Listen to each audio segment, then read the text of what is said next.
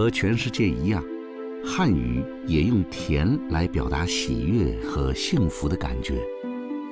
这是因为人类的舌尖能够最先感受到的味道就是甜。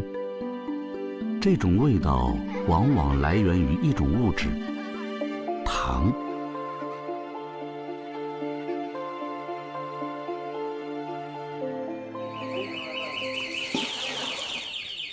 对于阿红来说，糖不仅表示着甜，更意味着一切。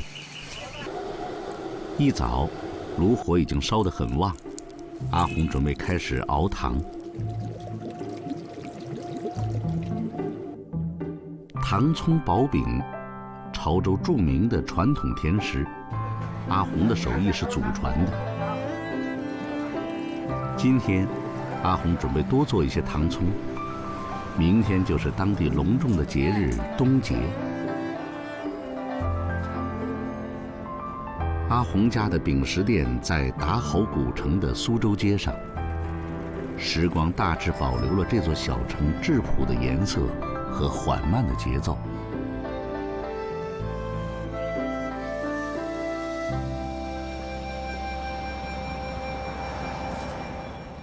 离达豪不远的霞山，阿直的鸭脯店今天十分忙碌。熏鸭用的木桶里，炭火一直在燃烧。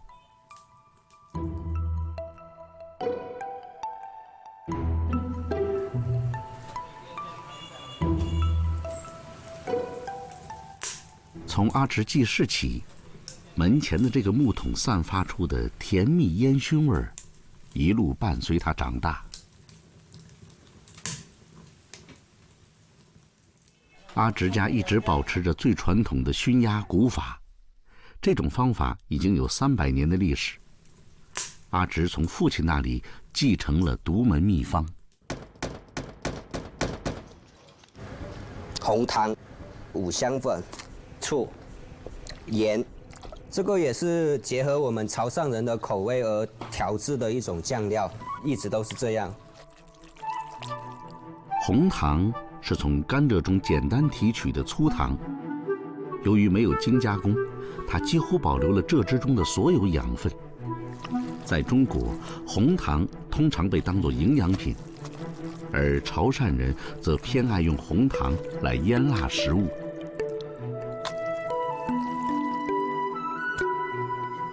把腌制好的鸭子整齐地挂在木桶内壁，用木炭火烘烤40分钟后，酱料充分浸润到鸭肉内部，烟熏的时候到了。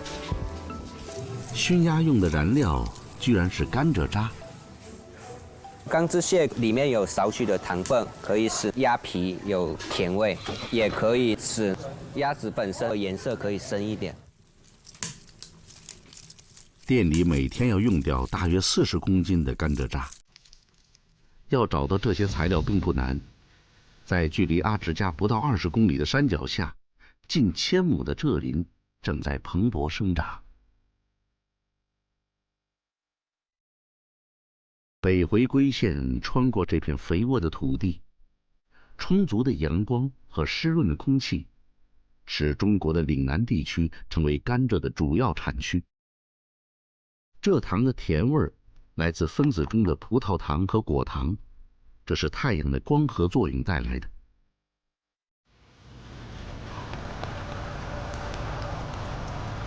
隆冬的雨季，甘蔗悄悄积聚着糖分。这种物质不仅能为人类补充体能，更能在缺乏日照的寒冬里抚慰我们的心灵。当然，蔗糖也为中国多个地区的美食提供了甜味的基础。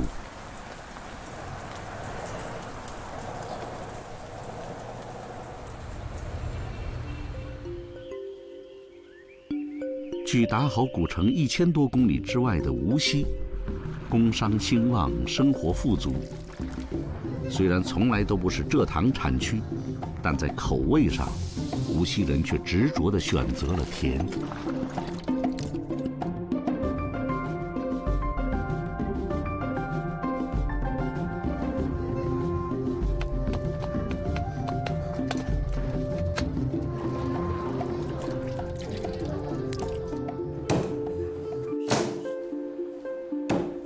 当地人认为，酱排骨最能代表无锡的美食。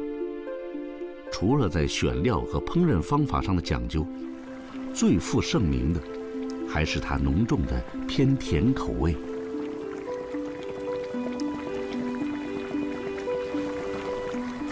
老字号三凤桥酱排骨用的糖来自广东。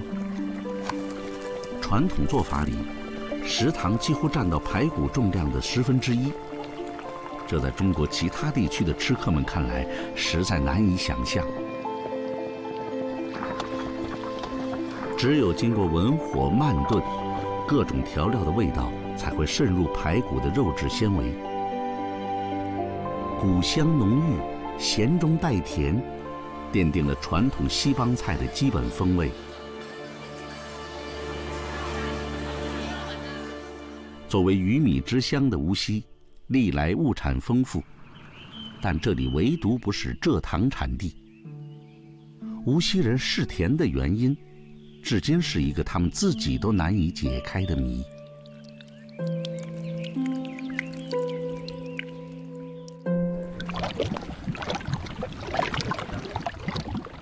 在蔗糖产地的阿红看来，温度是熬糖的关键。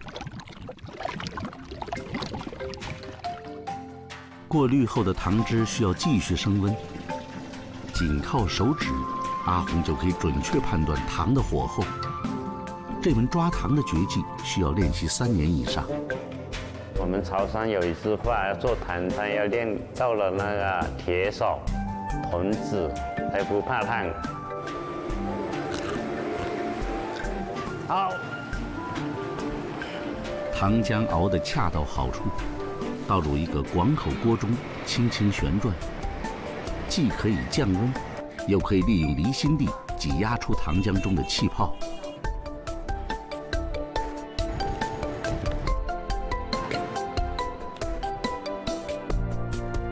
需要反复拉动，棕黄色的糖才能变成白色。趁着糖的温度再反复拉动，糖葱就做成了。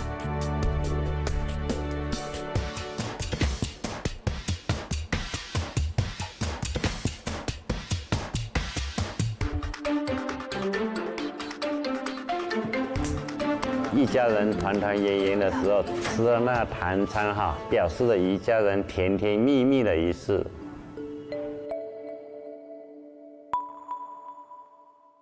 每一个大孔周围都均匀分布着16个整齐的小细孔。阿红的糖葱闻着喷香，吃起来更是酥脆。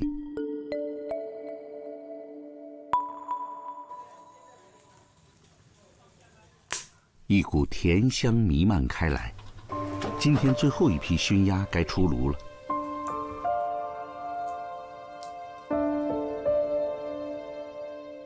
生意前所未有的好，食客们甚至等不及墙上的熏鸭晾干。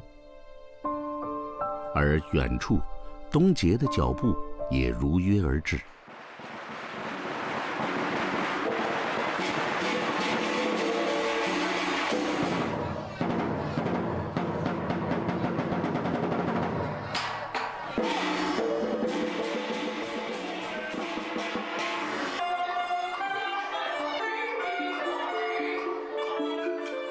组词中，随着大戏的开场，人们怀着敬意，把各种色泽艳丽的甜品奉献给祖先，同时为自己的生活祈福。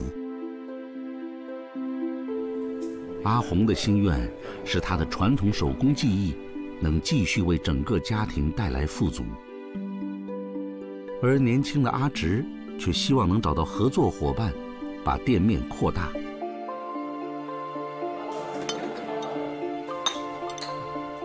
尽管每个人的心愿不同，但甜味是一成不变的。这是幸福的味道，也是对未来美好的祝愿。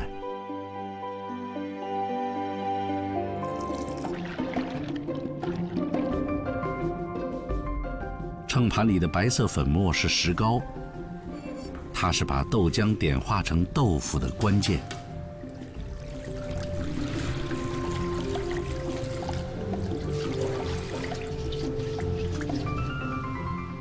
胡学兵对于石膏的纯熟运用，和他的祖先如出一辙。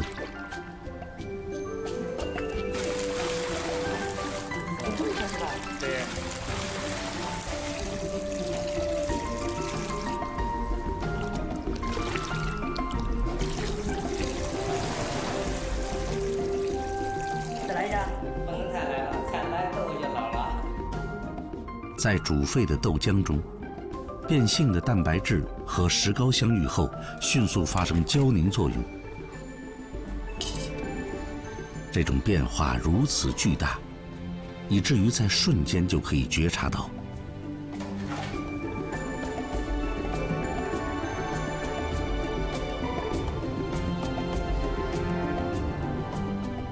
遥远的年代里，石膏常常出现在中国术士们的秘籍之中，而它和豆腐的渊源，据说也恰恰与此相关。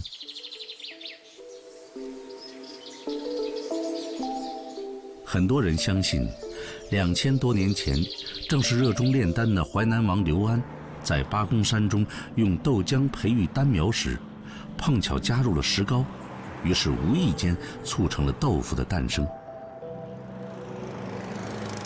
不管事实是不是真的那么富有戏剧性，中国人必定经历了漫长的摸索，才让豆腐最终成为了一种了不起的中国食物。无论如何，豆腐的诞生彻底改变了大豆的命运。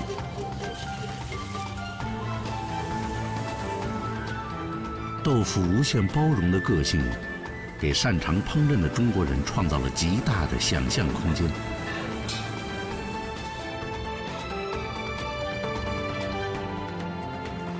那些原本让大豆尴尬的不利因素，胰蛋白酶抑制剂、不能被吸收的糖，以及植酸，在中国人古老的转化手段中，都被自觉或不自觉地消除了。豆腐的出现，让人体对大豆蛋白的吸收和利用达到了一种高峰。中国厨师对豆腐的理解，往往会让人大吃一惊。或许可以说，中国人用豆腐表达了自己柔软变通的适应性。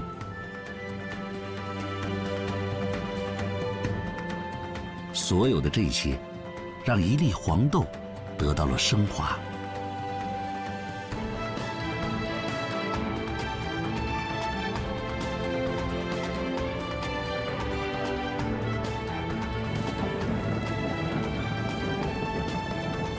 这些乳白色的浆液令人浮想联翩。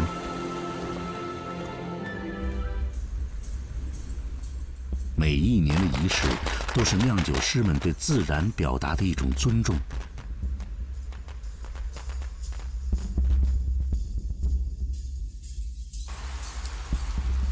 绍兴的黄酒冬酿即将开始。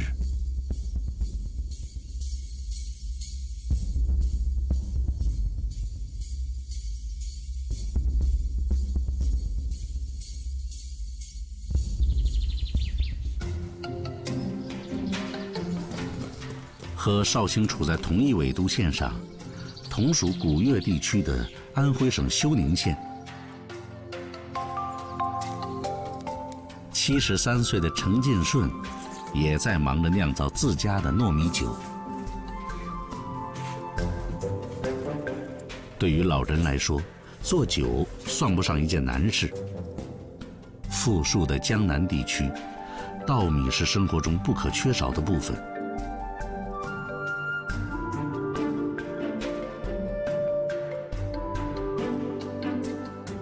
年前正是农闲，做几坛米酒，祭神敬祖，招待客人，犒劳自己，都是自然不过的事。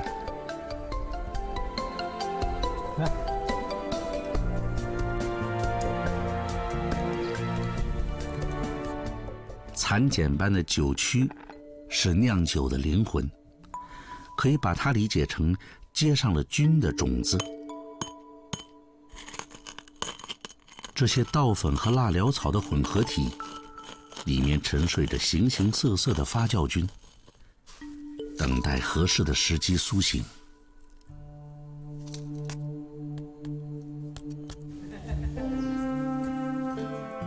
程建顺把碾碎的酒曲均匀地和糯米拌在一起。酒曲是中国人了不起的发明，是人们试图捕捉和驯化微生物的最古老而有效的尝试。这是酿酒中最重要的一步，它们将带来转化中最神奇的部分。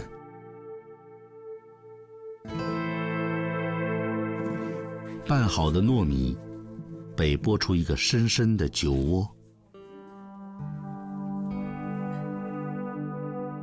再把指缝间的每一粒米都抹进缸中，撒上最后一把酒曲。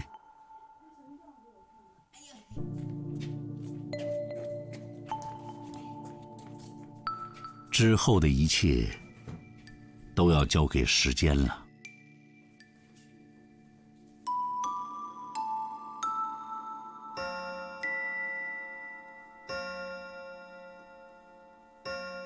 那些霉菌将会把糯米中的淀粉变成糖，而酵母菌们负责把糖变成酒精。在黑暗中，仿佛传来发酵菌们欢快的歌声。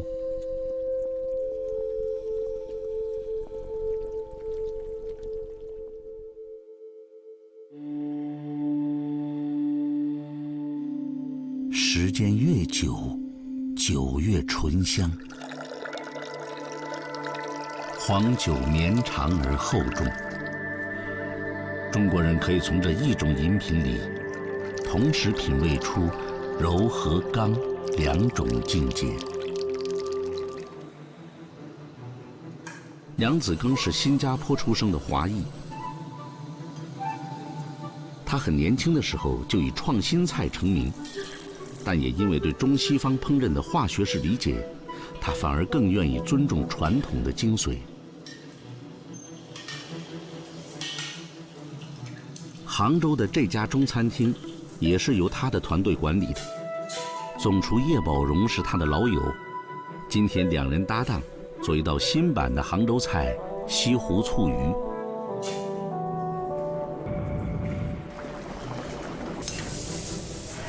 火候永远是中式厨房的一个重要秘密。开始和结束的时机，每个阶段的火力，不同食材与油和水的配合，都是极其微妙的学问。西湖醋鱼正是一道对火候要求非常高的菜。他们将一条鱼剖开两半，一半汆水，一半过油。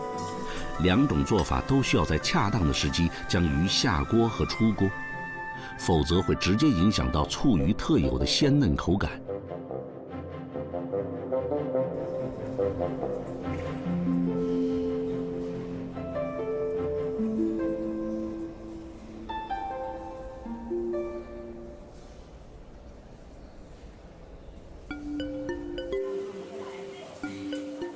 食材和厨师不同，并不分档次。